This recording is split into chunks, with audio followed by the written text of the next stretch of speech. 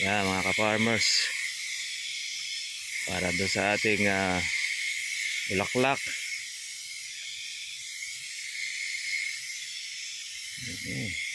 Medyo na-delay tayo, nagkaroon ng problema ang ating pito saka yung hose.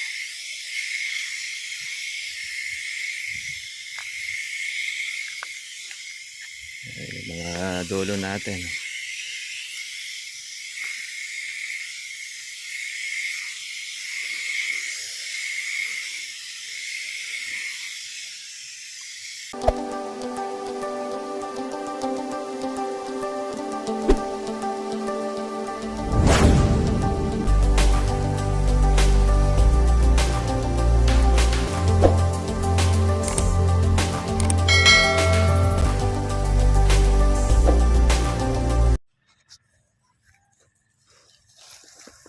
Good morning po sa inyo mga ka-trivia at welcome po sa aking YouTube channel. Kamusta na po kayong lahat? At tayo po ay magpa-power spray ng ating pong kalamansi. Siguro ito po ay last po natin na pag-i-spray dahil grabe na po mga farmers po ang init ng panahon. Kaya naprotektahan na lang po natin po yung ating mga bukong mga maliliit. Tsaka po yung ilan natin mga bulaklak, kaya abutan na po siguro ito ng panahon. Yung mga bulaklak natin ay bunga na po ng panahon yan. Kaya wala na po masyadong alaga kumpara po natin dun sa mga buko natin mga maliliit na mga natagtag. Ayan.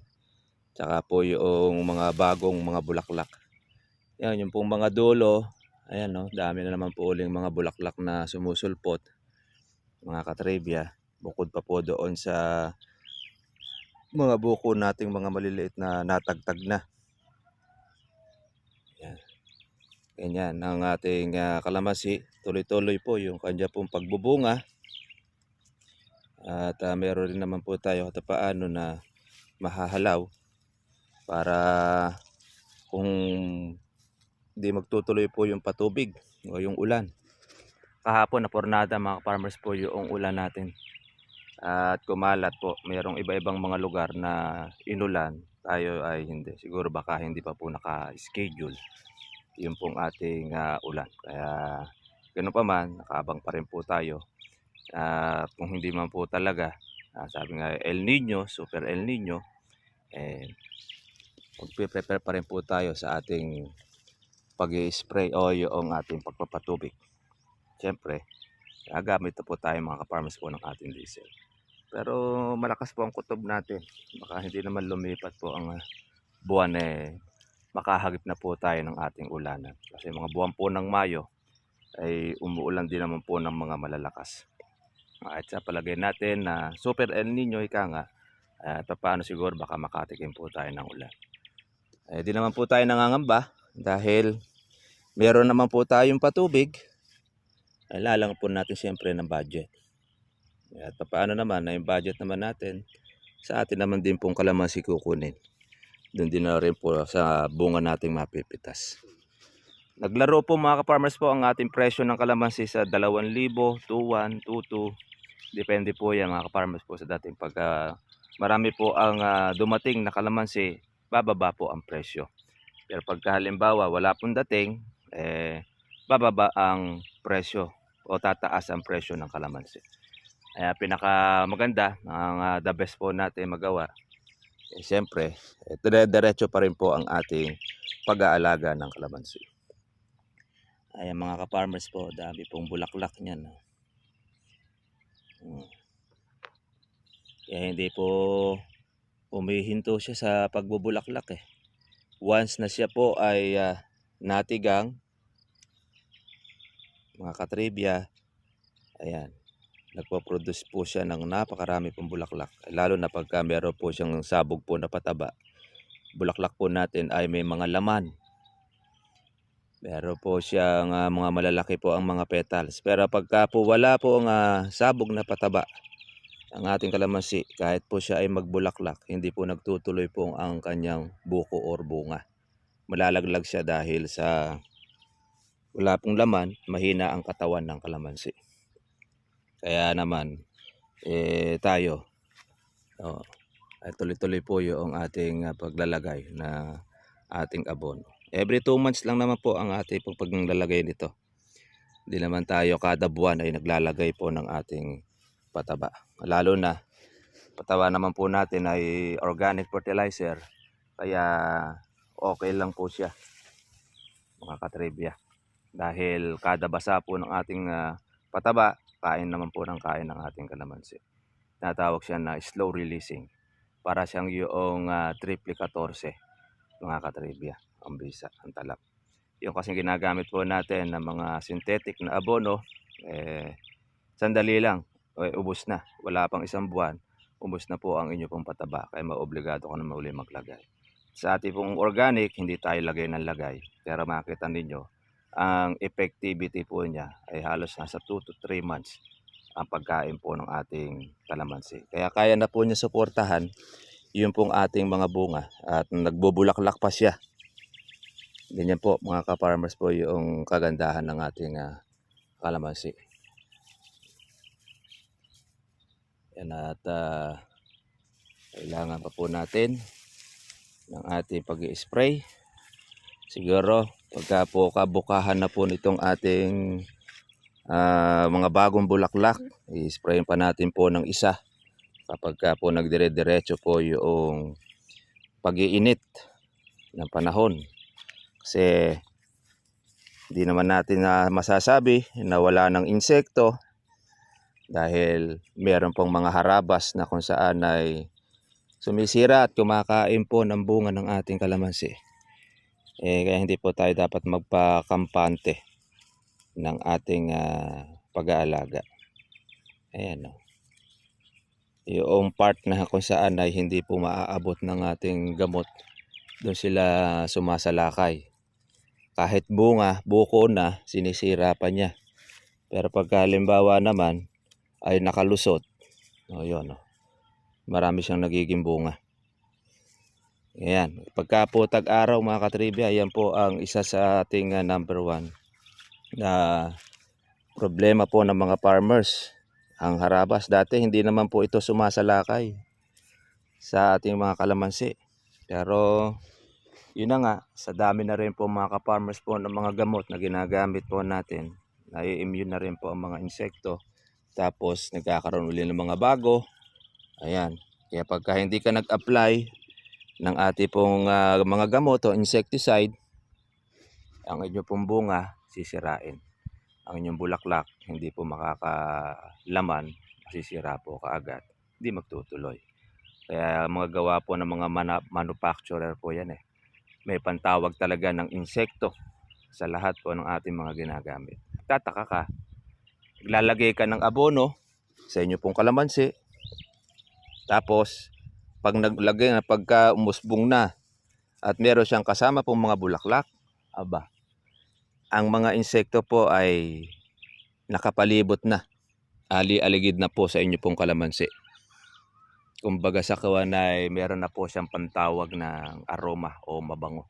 Lalo na po pagkakabukahan na po ng inyo pong kalamansi, yung bulaklak, ay sigurado. Pag diyan ay napatlangan kayo ng inyo pong pag-i-spray, asahan ninyo magbubuko nga ang kalamansi ninyo, kaya lang mga kupildong na po ang itsura.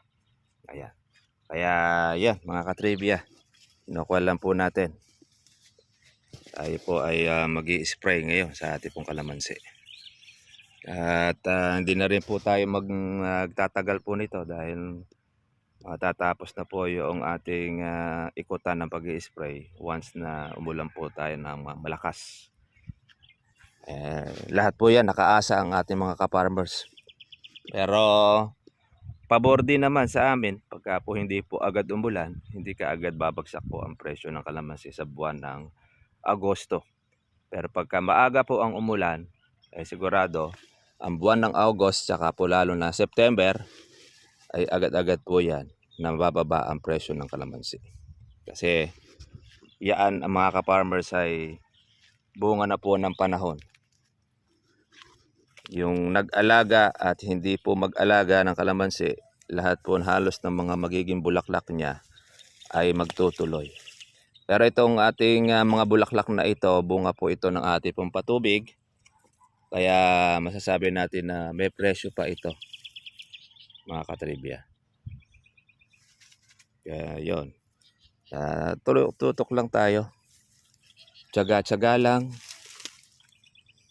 Yan, hindi na tayo kaagad-agad po nag-i-spray ng ating damo para magsilbing pinaka-cover ng ating kalamansi. Pagka po kasi ang ating pong damo ay patay na patay, mabilis pong matuyo ang lupa. Kaya yon,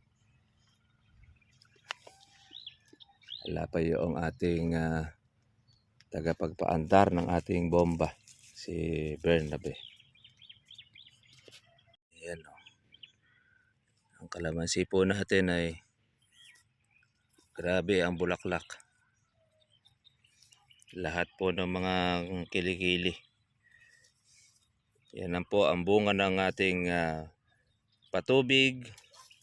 Bunga na rin po yan ng ating organic fertilizer. At syempre bunga na rin ito mga katribya ng ating yung hindi kaagad-agad, yung natigang.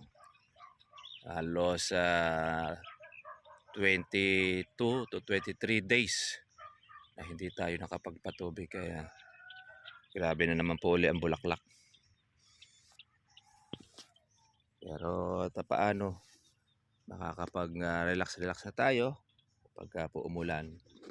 Tututok na lang po tayo mga farmers po doon sa ating pag-herbicide. Tapos pagkapalaki nitong ating bunga, ayan, wala na po tayo masyado pong marami pang mga ganong mga trabaho. Makakatutok na tayo sa iba nating mga gawain. Ngayon na hindi po tayo kaagad-agad baka makaalis. Dahil marami pa tayong trabaho sa patubig, halos sa isang linggo mahigit.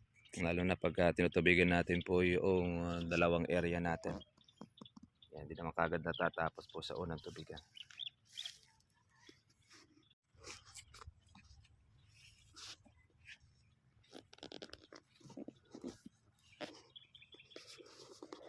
Stop mga farmers po yung ating power spray at nagbara po yung ating pito.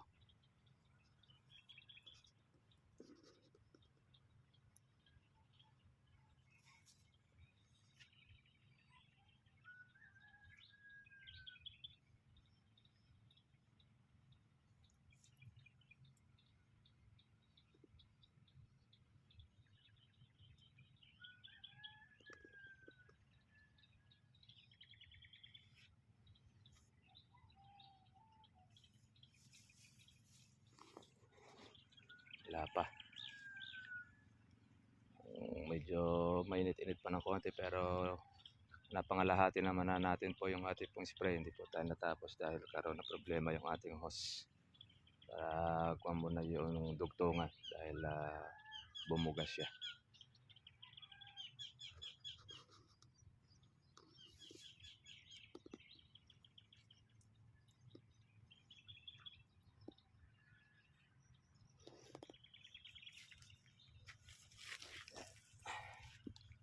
Makuha natin yung ating mga damo. Ayan, may mga sumusulpot naman tayo uli. Saka na lang natin to mai-spray pagtungtong na po ng ating pag-uulan ng Mayo. Konting-konti na lang naman mga ka-farmers. Medyo mababawasan tayo ng ating pong trabaho. Tututok tayo sa ating ibang mga bagay doon sa ating batang kalamansi, doon sa ating katatanim. Ayun, kailangan na rin po natin ng tubig doon. Hindi pa natin napapatubigan yung mga katribya halos.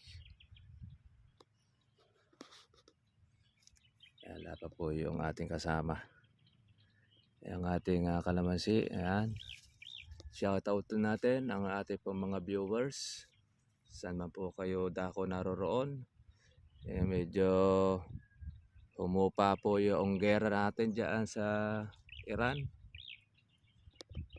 yung tensyon, kaya paano ay bumaba po ang presyo ng ating mga petrolyo, kurudo. Kaya ayun, medyo ginagawa ng konti. Kaya na sana mabalik na doon sa dati na 50 pesos ang diesel. Kasi ngayon kulang yung 100. Pag medyo maganda mo yung kurodo, ay nasa mahigit na 100 pa ang presyo. May hirap pa mga ka-farmers po ngayon. Kaya puro patubig ang ating kalamansi. Sa tindi po ng init po ngayon mga katribya, halos 1 linggo, 10 araw, ang kalamansi natin ay tuyo na yung lupa. Dahil yun nga, yung sikat ng araw maaabot po ng 50 ang heat index.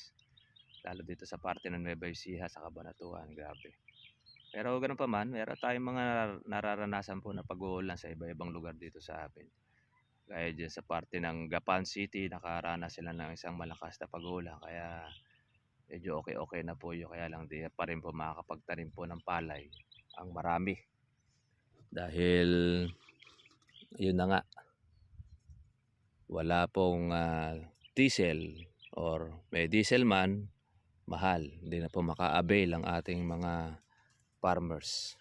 Ang ating irrigation naman, nag-uumpisa na po sila na bumaba ang level or yung tuyo. Kaya hindi na aabot. Kaya mangyayari po dyan, iba magtataniman po ng palay, hintayin na lang po yung ulan. Tawag nila doon ay sabugok. Sabihin nun, hindi sila magpapatanim, sasabog lang nila po yung kanilang binhi, yung palay.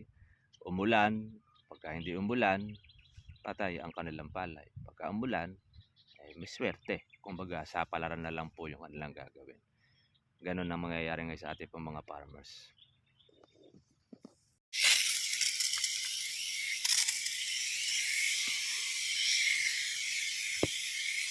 Yan mga ka-farmers, para doon sa ating bulaklak.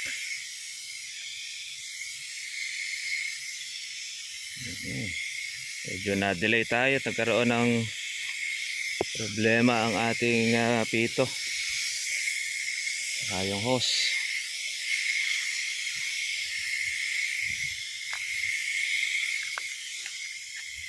Mga dulo natin.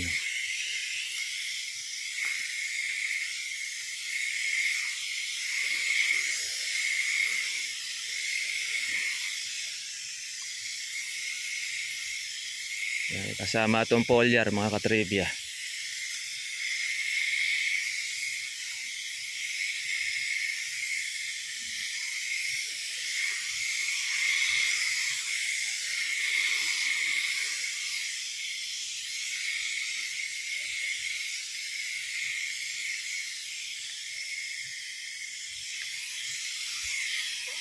Maganda pagka power spray pati loob.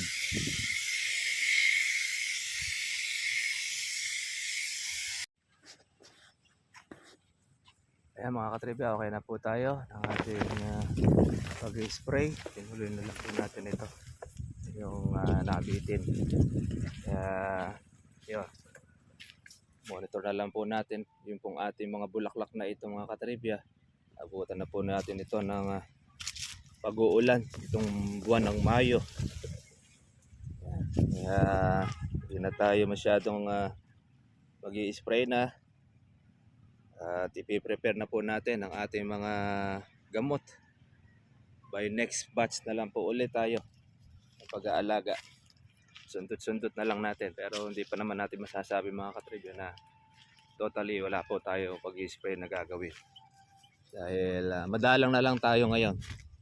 Sundot-sundot na lang compare natin doon sa dati na 2 beses sa 1 linggo yung ating pag-spray na ginagawa.